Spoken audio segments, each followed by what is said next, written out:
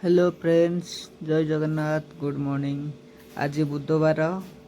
आसतु market रू कौन किनिली, को मार्केट रू किनिली आउ जाइके रोषेई भी केमती कौन कली सेटा सब ये वीडियो माध्यम आपण मैंने देखा पाइबे। आज वीडियोटी आरंभ से देखंतु, वीडियोटी सब किछि जानि पारिबे।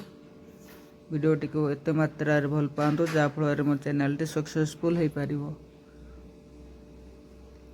आसतु आज जानिबा जे सब पनीपरिवार रेट केते कौन चलची। मते जड़े सब्सक्राइबर मोर जड़े कमेंट करथिले कि भाई कमेंट रे कहतु कि पनीपरिवार रेट सब कौन थाए, कौन चलची। सेटा आज मु रेट सब कहबी। बेंगलोर रे रेट कौन केमती चलची।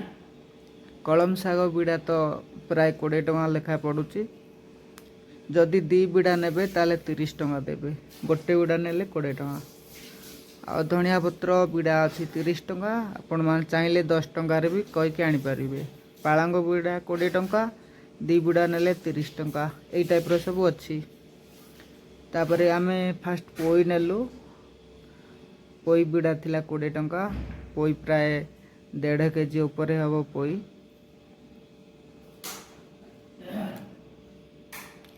आज जेहेतु बुधवार मार्केटा पूरा खाली खाली थाए। बुधवार दिन बेसी संडे दिन भीड़ थाए। ये सब मार्केट पूरा फुल थाए। एबे हमें माछ मार्केट जाइतलु। एटा होची एपीसी सर्कल जिग्नी। आमे आर रोड पार है कि माधवपाटना को आसिलु। हमर रूम होची माधवपाटना आउ एपीसी सर्कल जिग्नी आरी पाखापाखि आमे रहउचु। वीडियोटी को आरंभ शेष जाए देखंतु। एबे अल्प किछि पनीपरिया किणिकी आमे रूम को आसिलु। आ रूम रे आसिकी कौन केमती बनैची माछ तरकारी कली कौन कली सेटा आपण देखिया पाइबे। वीडियोटी को आरंभ शेष जाए जोड़ी रुहंतु।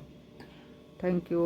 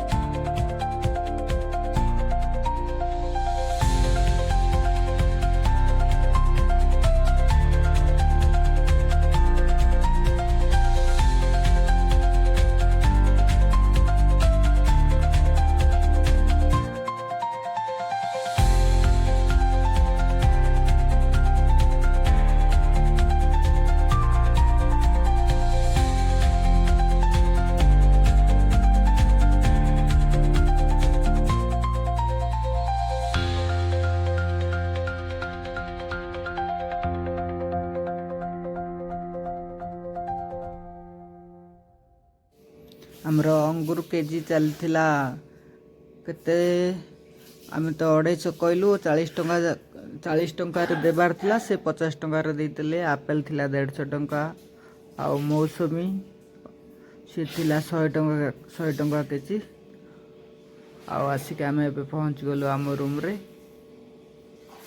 रूम रे आसिकी सब रोषेई करिली। आरंभ शेष जाए वीडियोटी देखिए जानीपारे। जो माने बाहर रोचंती समस्ते किए केते प्रकार रोषेई करती। आ मु केमती रोषेई करिली सेटा भी देखिए।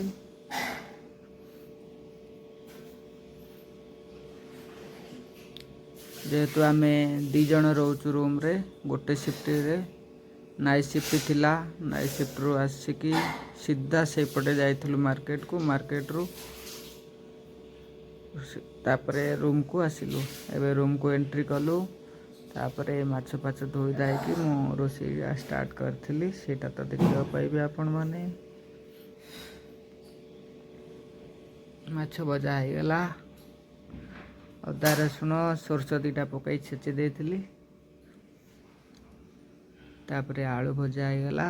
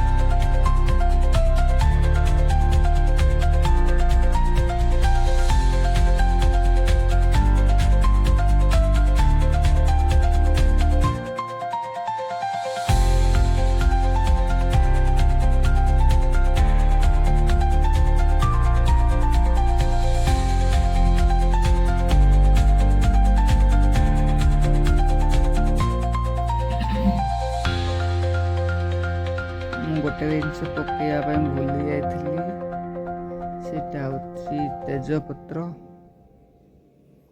सेटा को जेहेतु मसला कषा हो लास्ट रे तेजपत्र पकईकी अल्प समय कषिदेली कषिकी पुणी पानी दे देइछि जिते चाहिए मसलाटी को भल भाव में कषिले स्वाद आसे तरकारी बहुत समय कषिली।